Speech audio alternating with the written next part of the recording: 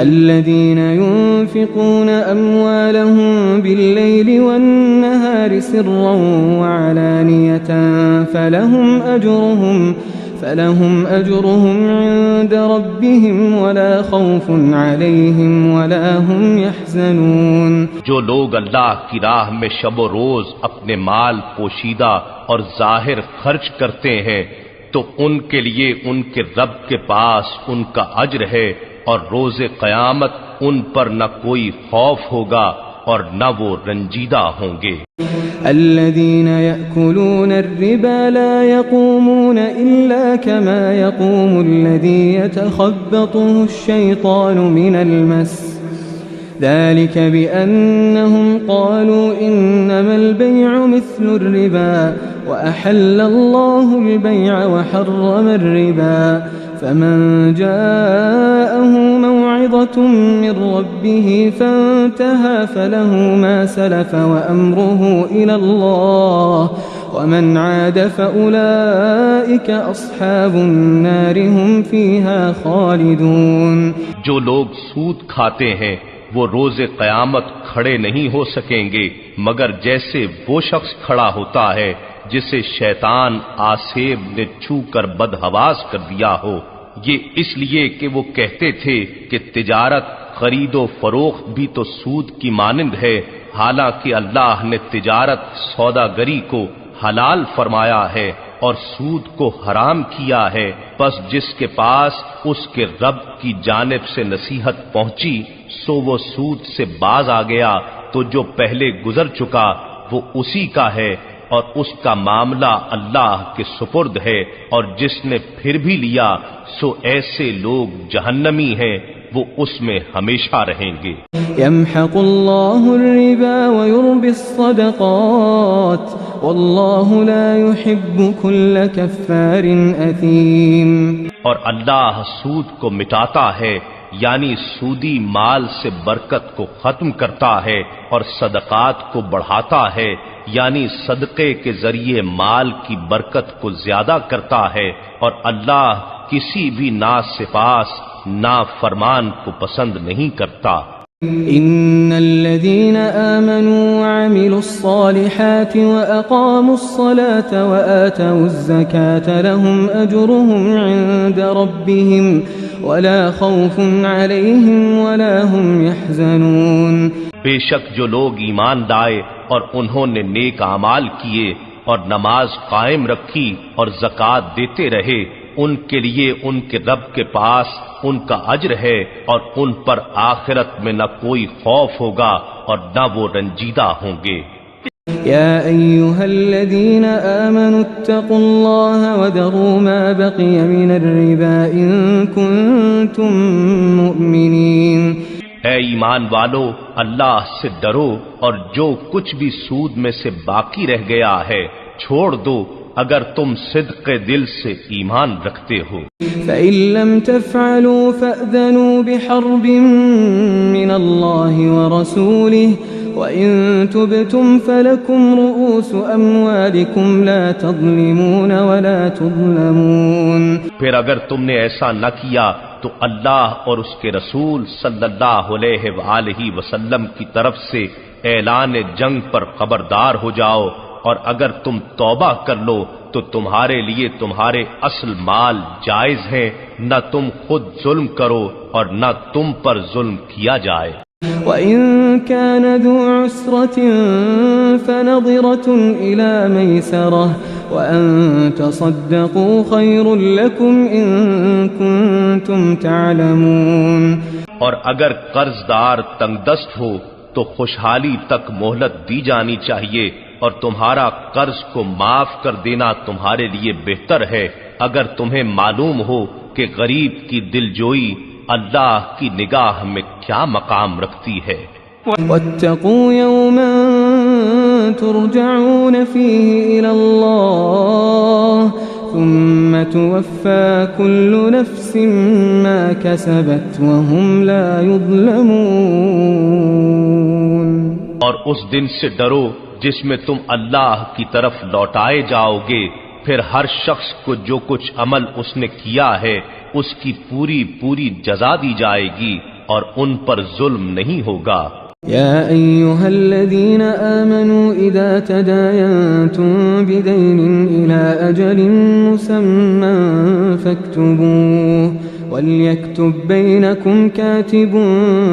بالعدل ولا يأب كاتب أن يكتب كما علمه الله فليكتب وليملل الذي عليه الحق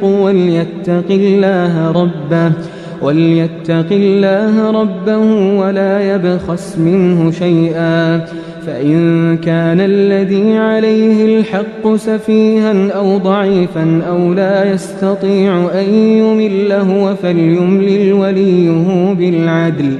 واستشهدوا شهيدين من رجالكم فإن لم يكونا رجلين فرجل وامرأتان ممن ترضون من الشهداء أن تضل إحداهما فتذكر إحداهما الأخرى ولا يأبى الشهداء إذا ما دعوا ولا تسأموا أن تكتبوه صغيرا أو كبيرا إلى أجله ذلكم أقسط عند الله وأقوم للشهادة وأدنى ألا ترتابوا إلا أن تكون تجارة حاضرة تديرونها بينكم فليس عليكم جناح ألا تكتبوها وأشهدوا إذا تبايعتم ولا يضار كاتب ولا شهيد وإن تفعلوا فإنه فسوق بكم واتقوا الله ويعلمكم الله والله بكل شيء عليم۔ اے ایمان والو، جب تم کسی مقررہ مدت تک کے لیے آپس میں قرض کا معاملہ کرو تو اسے لکھ لیا کرو، اور تمہارے درمیان جو لکھنے والا ہو اسے چاہیے کہ انصاف کے ساتھ لکھے، اور لکھنے والا لکھنے سے انکار نہ کرے جیسا کہ اسے اللہ نے لکھنا سکھایا ہے، پس وہ لکھ دے، یعنی شرع اور ملکی دستور کے مطابق وثیقہ نویسی کا حق پوری دیانت سے ادا کرے، اور مضمون وہ شخص لکھوائے جس کے ذمے حق یعنی قرض ہو، اور اسے چاہیے کہ اللہ سے ڈرے جو اس کا پروردگار ہے، اور اس زرے قرض میں سے لکھواتے وقت کچھ بھی کمی نہ کرے۔ پھر اگر وہ شخص جس کے ذمے حق واجب ہوا ہے نا سمجھ یا نا تواں ہو، یا خود مضمون لکھوانے کی صلاحیت نہ رکھتا ہو، تو اس کے کارندے کو چاہیے کہ وہ انصاف کے ساتھ لکھوا دے، اور اپنے لوگوں میں سے 2 مردوں کو گواہ بنا لو۔ پھر اگر دونوں مرد میسر نہ ہوں تو 1 مرد اور 2 عورتیں ہوں، یہ ان لوگوں میں سے ہوں جنہیں تم گواہی کے لیے پسند کرتے ہو، یعنی قابل اعتماد سمجھتے ہو، تاکہ ان 2 میں سے 1 عورت بھول جائے تو اس ایک کو دوسری یاد دلا دے، اور گواہوں کو جب بھی گواہی کے لیے بلایا جائے وہ انکار نہ کریں، اور معاملہ چھوٹا ہو یا بڑا اسے اپنی میعاد تک لکھ رکھنے میں اکتایا نہ کرو۔ یہ تمہارا دستاویز تیار کر لینا اللہ کے نزدیک زیادہ قرین انصاف ہے، اور گواہی کے لیے مضبوط تر، اور یہ اس کے بھی قریب تر ہے کہ تم شک میں مبتلا نہ ہو، سوائے اس کے کہ دست بدست ایسی تجارت ہو جس کا لین دین تم آپس میں کرتے رہتے ہو، تو تم پر اس کے نہ لکھنے کا کوئی گناہ نہیں، اور جب بھی آپس میں خرید و فروخت کرو تو گواہ بنا لیا کرو، اور نہ لکھنے والے کو نقصان پہنچایا جائے اور نہ گواہ کو، اور اگر تم نے ایسا کیا تو یہ تمہاری حکم شکنی ہوگی، اور اللہ سے ڈرتے رہو، اور اللہ تمہیں معاملات کی تعلیم دیتا ہے، اور اللہ ہر چیز کا خوب جاننے والا ہے۔ وَإِن كُنتُمْ عَلَى سَفَرٍ وَلَمْ تَجِدُوا كَاتِبًا فَرِهَانٌ مَّقْبُوضَةٌ فَإِنْ أَمِنَ بَعْضُكُمْ بَعْضًا فَلْيُؤَدِّ الَّذِي اؤْتُمِنَ أَمَانَتَهُ وَلْيَتَّقِ اللَّهَ رَبَّهُ وَلَا تَكْتُمُوا الشَّهَادَةَ وَمَن يَكْتُمْهَا فَإِنَّهُ آثم قلبه والله بما تعملون عليم۔ اور اگر تم سفر پر ہو اور کوئی لکھنے والا نہ پاؤ تو با قبضہ رہن رکھ لیا کرو۔ پھر اگر تم میں سے ایک کو دوسرے پر اعتماد ہو تو جس کی دیانت پر اعتماد کیا گیا اسے چاہیے کہ اپنی امانت ادا کر دے، اور وہ اللہ سے ڈرتا رہے جو اس کا پالنے والا ہے، اور تم گواہی کو چھپایا نہ کرو، اور جو شخص گواہی چھپاتا ہے تو یقیناً اس کا دل گنہگار ہے، اور اللہ تمہارے اعمال کو خوب جاننے والا ہے۔ للہ ما فی السماوات وما فی الارض وَإِن تُبْدُوا مَا فِي أَنفُسِكُمْ أَوْ تُخْفُوهُ يُحَاسِبْكُم بِهِ اللَّهُ فَيَغْفِرُ لِمَن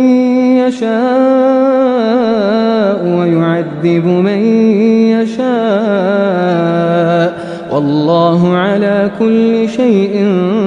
قَدِيرٌ۔ جو کچھ آسمانوں میں اور زمین میں ہے سب اللہ کے لیے ہے۔ وہ باتیں جو تمہارے دلوں میں ہیں خواہ انہیں ظاہر کرو یا انہیں چھپاؤ، اللہ تم سے اس کا حساب لے گا، پھر جسے وہ چاہے گا بخش دے گا اور جسے چاہے گا عذاب دے گا، اور اللہ ہر چیز پر کامل قدرت رکھتا ہے۔ آمن الرسول بما انزل الیہ من ربہ والمؤمنون كل آمن بالله وملائكته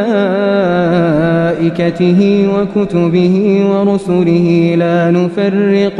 لا نفرق بين أحد من رسله وقالوا سمعنا وأطعنا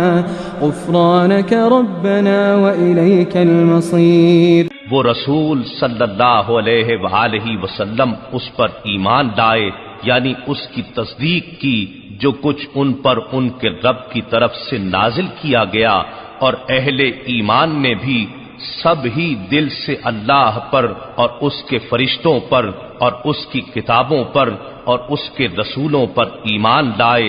نیز کہتے ہیں ہم اس کے پیغمبروں میں سے کسی کے درمیان بھی ایمان لانے میں فرق نہیں کرتے، اور اللہ کے حضور عرض کرتے ہیں ہم نے تیرا حکم سنا اور اطاعت قبول کی، اے ہمارے رب ہم تیری بخشش کے طلبگار ہیں اور ہم سب کو تیری ہی طرف لوٹنا ہے۔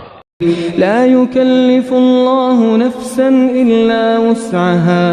لها ما كسبت وعليها ما اكتسبت ربنا لا تؤاخذنا إن نسينا أو أخطأنا ربنا ولا تحمل علينا إصرا كما حملته على الذين من قبلنا ربنا ولا تحملنا ما لا طاقة لنا به واعف عنا واغفر لنا وارحمنا أنت مولانا فانصرنا على القوم الكافرين۔ اللہ کسی جان کو اس کی طاقت سے بڑھ کر تکلیف نہیں دیتا، اس نے جو نیکی کمائی اس کے لیے اس کا اجر ہے، اور اس نے جو گناہ کمایا اس پر اس کا عذاب ہے۔ اے ہمارے رب اگر ہم بھول جائیں یا خطا کر بیٹھیں تو ہماری گرفت نہ فرما، اے ہمارے پروردگار اور ہم پر اتنا بھی بوجھ نہ ڈال جیسا تو نے ہم سے پہلے لوگوں پر ڈالا تھا، اے ہمارے پروردگار اور ہم پر اتنا بوجھ بھی نہ ڈال جسے اٹھانے کی ہم میں طاقت نہیں، اور ہمارے گناہوں سے درگزر فرما اور ہمیں بخش دے اور ہم پر رحم فرما، تو ہی ہمارا کارساز ہے، پس ہمیں کافروں کی قوم پر غلبہ عطا فرما۔